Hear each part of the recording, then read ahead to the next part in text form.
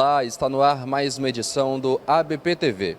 O dia 12 de abril é uma data muito importante para a Associação Brasileira de Psiquiatria, a ABP.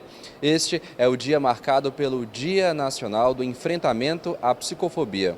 A psicofobia é o preconceito sofrido pelos padecentes de doenças mentais. Este preconceito é um dos maiores problemas e impede que as pessoas busquem um tratamento adequado. O programa ABP-TV de hoje vai se dedicar ao assunto com um programa super especial com o Dr. Antônio Geraldo, presidente da ABP, criador do neologismo e coordenador da campanha. As imagens exibidas na edição de hoje foram gravadas durante a reunião extraordinária da Comissão de Saúde e Saneamento da Assembleia Legislativa do Espírito Santo, a ALES, em que o Dr. Antônio Geraldo foi convidado para falar sobre o tema no Dia Estadual contra a Psicofobia, instituído pela Lei nº 11.350 de 2021. Acompanhe. Hoje é um dia histórico.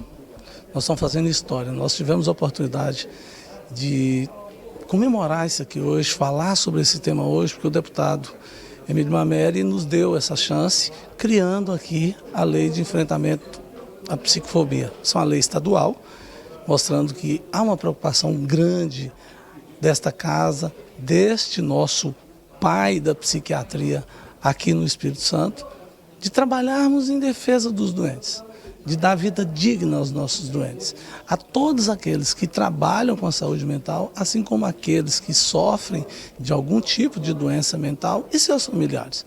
Então isso aqui é para sempre, isso aqui é um marco histórico na psiquiatria brasileira, realizado aqui, em Vitória, no Espírito Santo. Quais são as consequências desse ato, desse dia, dessa lei implantada aqui no Estado, que pode ser expandida também para outros estados? Nós vamos ter uma busca por um respeito melhor, por uma situação de respeito, inclusive ao que se oferta em termos de assistência aos nossos pacientes. Não podemos mais aceitar o que não é dado, o que não é ofertado, o que nos é tirado desses pacientes, porque a gente ceifa vidas com isso. Isso tem que acabar, tudo tem um momento e agora não dá mais, isso precisa acabar.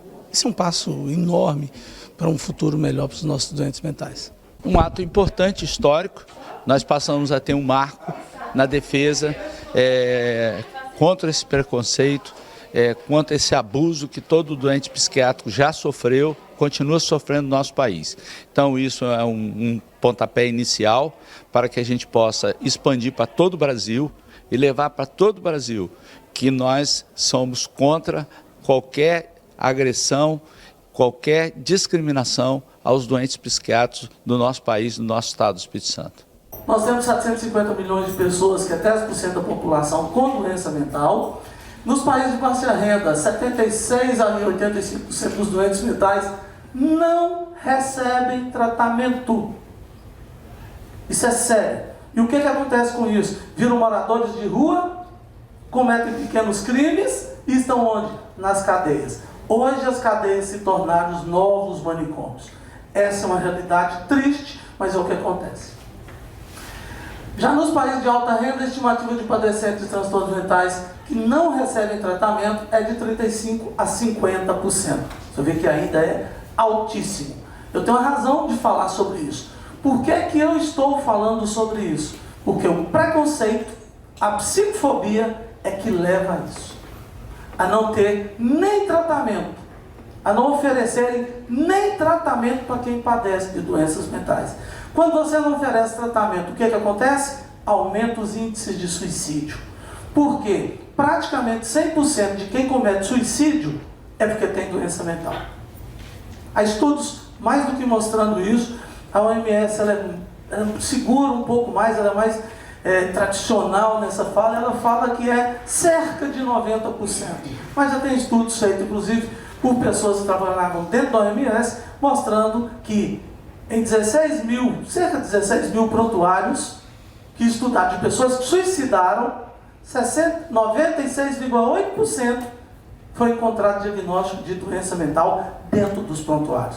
Os 3,2% restantes, países que, isso foi em vários países, né? Países que nem prontuário direito têm, ou que nem têm assistência à saúde adequada, por isso que dá isso. Então, podemos afirmar que praticamente 100% daqueles que cometem suicídio é porque tem algum tipo de doença mental. Aí você fala assim, opa, tem aqueles que têm a opção, né, como Alain Delon, que quer um suicídio assistido. Vai fazer avaliação psiquiátrica, você vai ver que tem algum tipo de doença mental e que levou a pessoa a pensar assim, a ficar assim, e não se cuidar e pensar em morrer.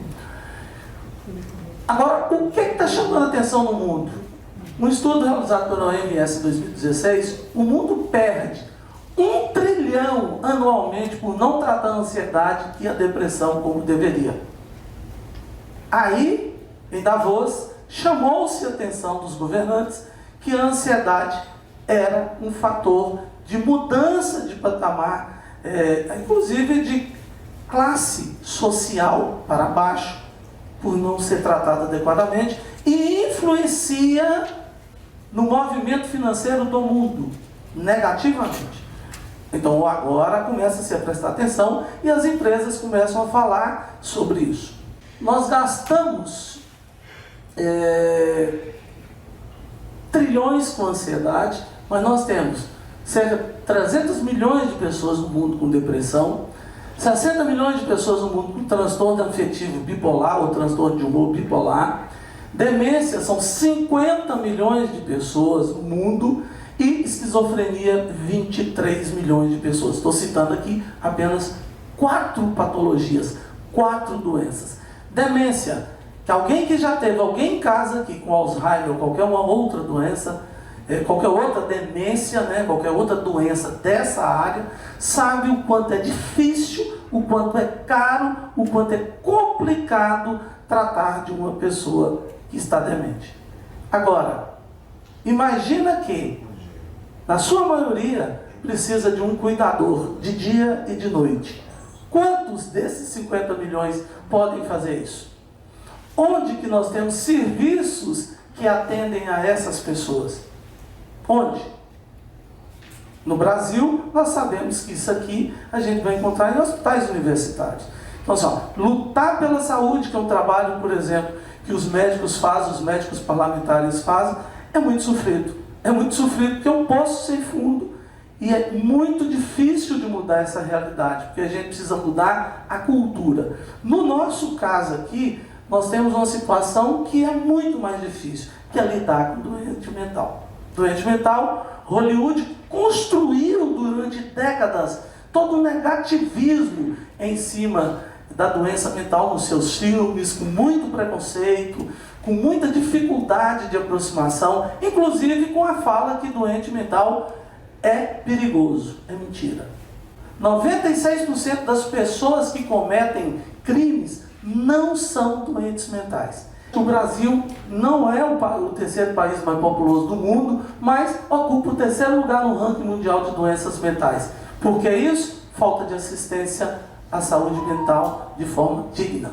Uma política de saúde mental de forma digna. Há 30 e poucos anos a gente usa o mesmo sistema de política de saúde mental que resultou em quê? 12% da população carcerária é doente mental grave, que deveria estar internada, fazendo tratamento. Não existe uma política de saúde mental para o sistema prisional, zero, não existe. E o sistema que existe no Brasil, existe apenas no Brasil. Apenas no Brasil. Nenhum lugar do mundo tem esse sistema capcêntrico, de serviços de residências terapêuticas. Não existe. Por quê? Porque ele não mostrou ainda, na sua maioria, claro, eficácia, eficiência e efetividade. E o sistema de política de saúde tem que mostrar eficácia, eficiência, efetividade, mudar o rumo das doenças. Qual é o melhor sistema no mundo que funciona no sistema público e privado? O sistema privado do mundo. E que sistema é esse? Sistema ambulatorial. Você liga, marca uma consulta, vai lá e é atendido pelo psiquiatra, pelo psicólogo, pelo fonoaudiólogo, pelo nutricionista, todos esses que trabalham com a área de saúde mental. A gente consegue fazer isso no sistema público brasileiro, marcar uma consulta para uma semana, para 15 dias, para um mês? Não. E o que você faz com uma pessoa que está tentando suicídio? 2 dias seguidos, 3 dias seguidos. O que você faz? Você tem que marcar, e marcar para já. nós não temos um sistema de pronto atendimento para atender essas pessoas. Por quê? Estigma, preconceito, é um estigma estrutural. Próximo. Bom, esse nome psicofobia, o que é esse nome? O que significa esse nome? É um neologismo. Neologismo é quando você dá um sentido novo para uma palavra antiga ou cria-se uma palavra nova com um sentido do que você quer transmitir. Na quinta-feira, Chicanismo ele fez um contato comigo, foi através da sobrinha dele, Analice Gigliotti, que queria gravar comigo um depoimento, que eu queria levá-lo para o Congresso Brasileiro de Psiquiatria para ele fazer um depoimento. Ele falou assim, vamos gravar, porque eu estou muito doente, vai que eu não consigo ir no Congresso na data. Era uma quinta, me convidou para ir para a casa dele para gravar. Na sexta de manhã, cedinho, eu larguei tudo e já fui para o Rio de Janeiro. Falei, não vou correr o risco de não ir para o Rio de Janeiro e perder essa oportunidade. Cheguei no Rio, fomos a uma equipe de gravação, fomos para a casa dele na sábado à tarde, passamos a tarde inteira lá, conversando, dialogando e gravando. Uma pena que o cameraman não percebeu que tinha que ter gravado a tarde inteira, gravou apenas os 45 minutos de entrevista. Essa entrevista está guardada, depois nós cedemos à Rede Globo, passou no Jornal Nacional, passou no Fantástico, que é ele falando do tratamento psiquiátrico dele. Essa foi a última entrevista em vida do Chicanísio. E lá ele declarava que tinha depressão. E naquele dia ele virou para mim e falou assim, doutor Antônio, nós temos que arrumar um nome para designar isso. Eu falei, mas por quê? Ele falou assim, por exemplo, carro usado ninguém quer, mas seminovos todo mundo quer. O cara tem 10 anos, mas é seminovo. Eu achei fantástico aquele pensamento dele. E ele citou outros exemplos assim, que foram mudados, né? E que mudou tudo. Carro usado, ninguém. Não, meu carro é seminovo. Eu comprei lá no seminovo. Ninguém vende mais em lugar nenhum escrito carros usados, vende-se carro usado. Não, não existe isso. Depois de algum tempo, aconteceu o congresso, ele não conseguiu ir. E aí nós passamos a entrevista dele. E depois de algum tempo eu criei esse neologismo. Baseado em quê? Xenofobia, homofobia. Aí eu falei, tem que ser psicofobia, porque vai pegar e isso vai acontecer. E desde então nós temos trabalhado com esse neologismo. Não existiu uma citação sequer sobre isso, mas anteontem eu fui ver várias Wikipedia do mundo, e isso já está nos Estados Unidos, França, no mundo inteiro já existe essa citação do que é a psicofobia. Lá se fala psicofóbia. E por causa desse neologismo, dessa campanha, nós ganhamos prêmios internacionais na Europa, na América Latina, exatamente por causa da criação desse neologismo e da campanha que nós estamos empreendendo.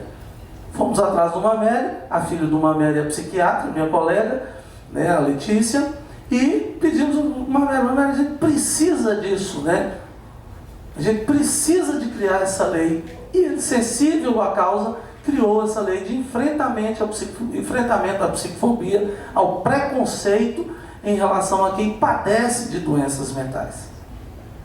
E aí, eu sempre falo aos pacientes, àqueles que padecem de doença, porque até isso a psicofobia criou. Você não pode chamar mais de paciente no sistema público. Por quê? Tem que ser usuário. Usuário de droga, usuário de serviço. Uma pessoa que é atendida por um médico é um paciente. E paciente aqui não é... Você tem que diferenciar o adjetivo do substantivo. Paciente é quem padece de uma doença e merece todos os cuidados e tem todos os direitos de um paciente. Como eu chamo de cliente, parece que eu estou falando com uma pessoa que entrou numa loja. Meu vínculo é zero. Quando eu falo de usuário, o usuário é do serviço. Então é paciente, e isso já é preconceito tentar mudar esse nome, como se não tivesse uma doença, e como se não merecesse de cuidados médicos. Aí você faz esse mau uso, o Ministério da Saúde vem fazendo isso há 30 anos, você faz esse mau uso da palavra, porque você se descompromete. Se não é paciente, eu não tenho que oferecer atendimento médico, eu não tenho que oferecer atendimento de saúde. Por quê? Porque não é paciente, é cliente, né? Pode ser que na minha loja dá certo chamar de cliente, Mas no meu consultório, não funciona, que isso é desrespeito com aquele que está doente e que precisa de ajuda. Bom, foi criada essa terminologia porque também tem uma implicância grande contra os médicos psiquiatras. Eu cansei de ouvir isso. Você é psiquiatra? Ih, psiquiatra é meio doido, é esquisito, é meio doidão, né?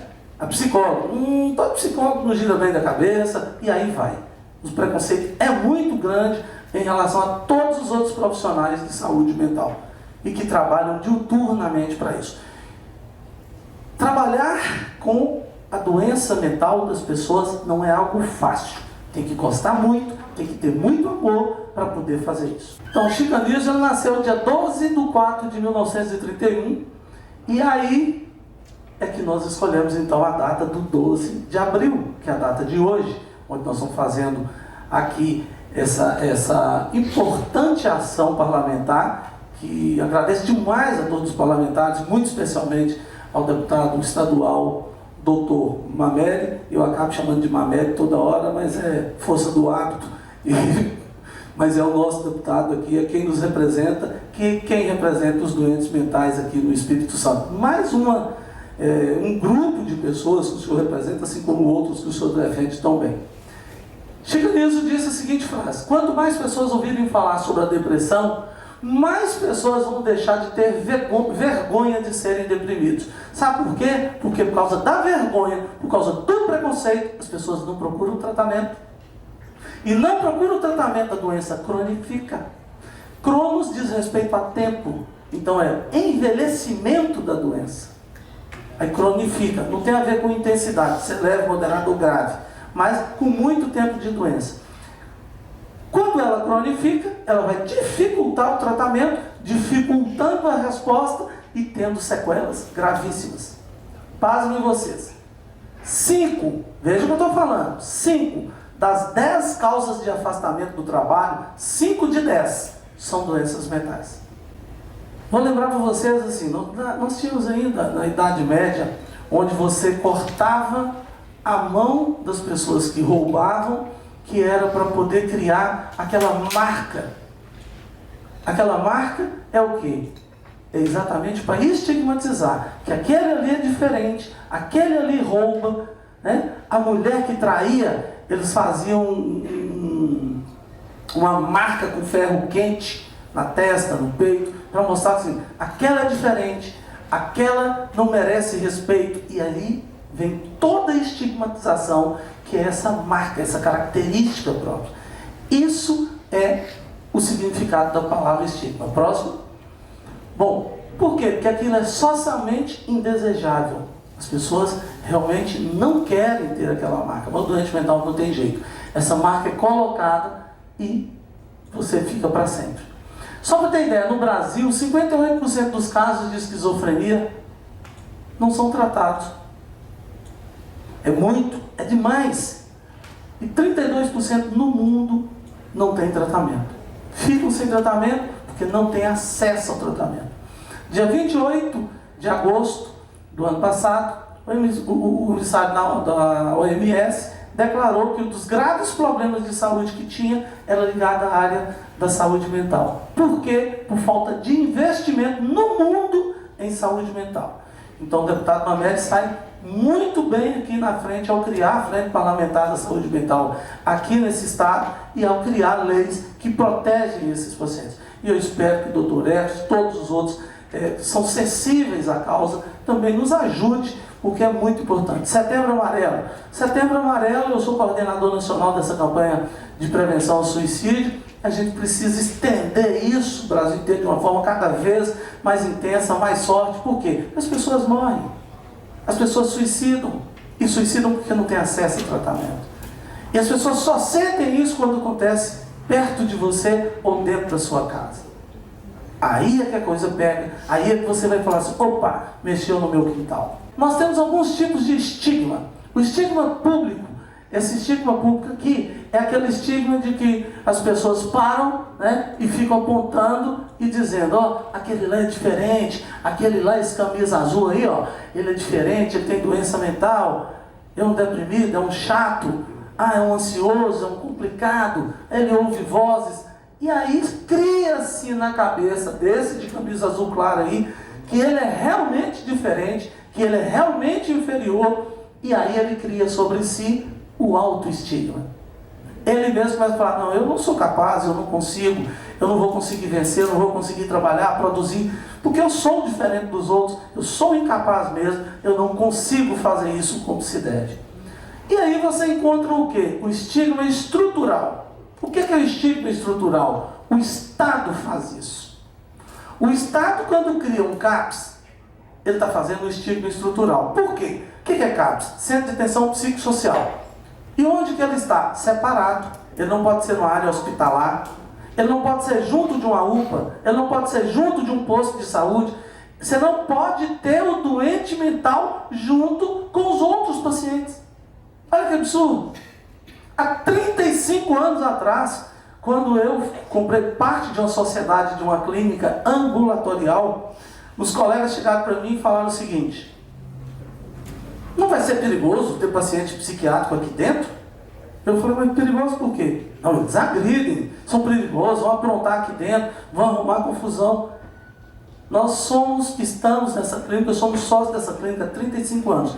Nunca um doente mental aprontou lá. Mas esposa de médico já aprontou, médico já aprontou, e várias categorias profissionais já aprontaram lá. Nunca um paciente meu aprontou confusão lá.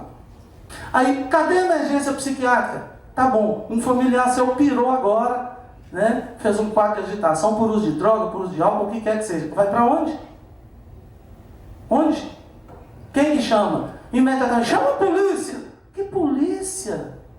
Isso tem que ser o SAMU. O SAMU brasileiro não tinha, até pouco tempo atrás, preparação para atender pacientes psiquiátricos. Como assim? É segunda categoria. Não vamos atender esse povo, não. O ano passado começou um trabalho, por muita pressão que eu fiz, para começar a fazer treinamento dos SAMUs na área psiquiátrica. Mas está engatinhando ainda, continua assim, não, pelo amor de Deus, não é com a gente não, chama a polícia. Isso é doido. Quem tentou suicídio chega num hospital, numa emergência, você sabe como é que faz? Não, depois a gente atende, vamos atender aqui. Ele que queria morrer, por que a gente vai atender esse cara agora? Porque também não tem um psiquiatra na equipe. E joga para lá o doente. Quem tentou suicídio porque está doente, porque precisa de ajuda. Não, vamos atender outros aqui que são prioridades. E tá, ele que quis, deixa ele para lá. Despreza, põe num canto, maltrata, descaso.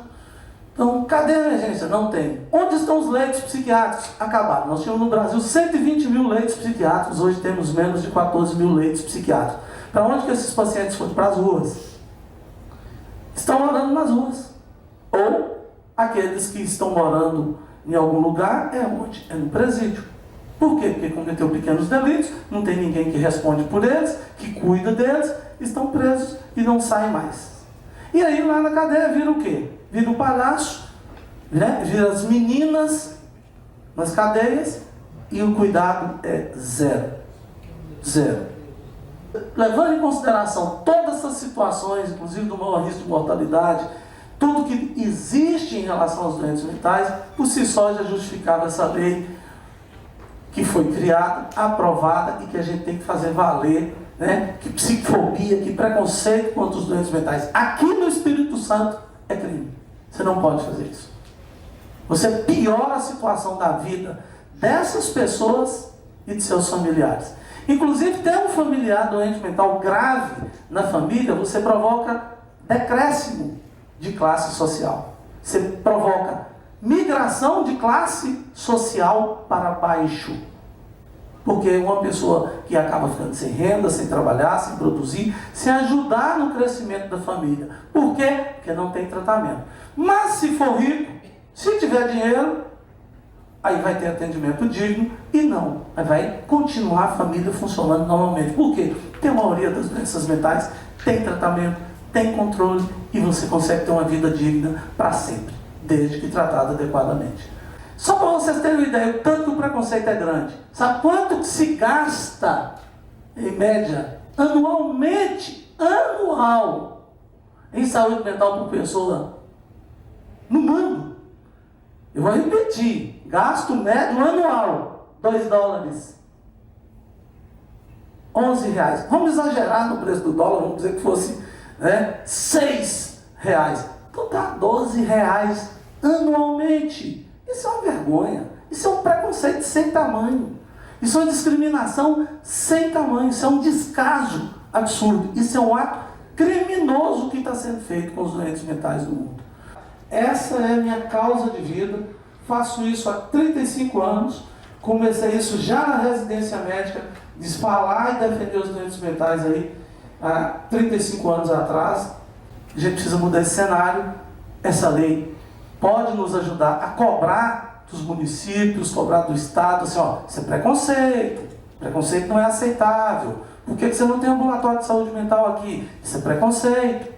Por que você não tem equipe de saúde mental nas UPAs, nos postos de saúde, UBS? Não precisa inventar. Invente o nome que você quiser. Tem médico atendendo, por que não tem psiquiatra entre os médicos? Tem outros profissionais de saúde, por que não tem um enfermeiro psiquiátrico? Por que não tem um psicólogo? Por que não tem um nutricionista que cuide dessa área? Enfim, essa lei nos ajuda muito. Eu quero que Deus te proteja muito para que a gente tenha sorte de replicar a sua lei no Brasil inteiro. É nosso sonho. Muito obrigado pela oportunidade. Daqui hoje nós estamos falando para todos os psiquiatras do Brasil, nós estamos passando ao vivo com os nossos psiquiatras pela nossa rede, pela Associação Brasileira de Psiquiatria, e feliz demais por poder estar nessa casa. Obrigado. É um prazer estar aqui. Muito obrigado. Nós não podemos enxergar o paciente psiquiátrico diferente.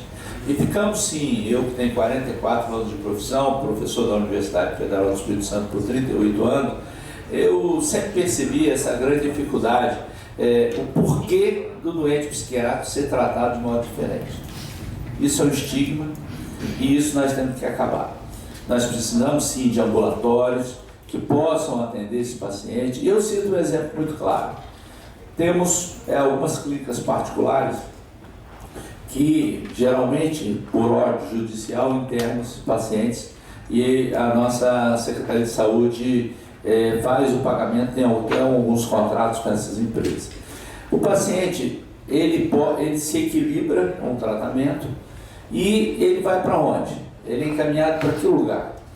Ele sai dessas clínicas, ele não tem um acompanhamento com o médico psiquiatra, ele não sabe para onde ele vai, os CAPs não têm, mesmo considerando CAPs de boa qualidade, não tem psiquiatra para dar assistência a esses pacientes, na maior parte das vezes não tem.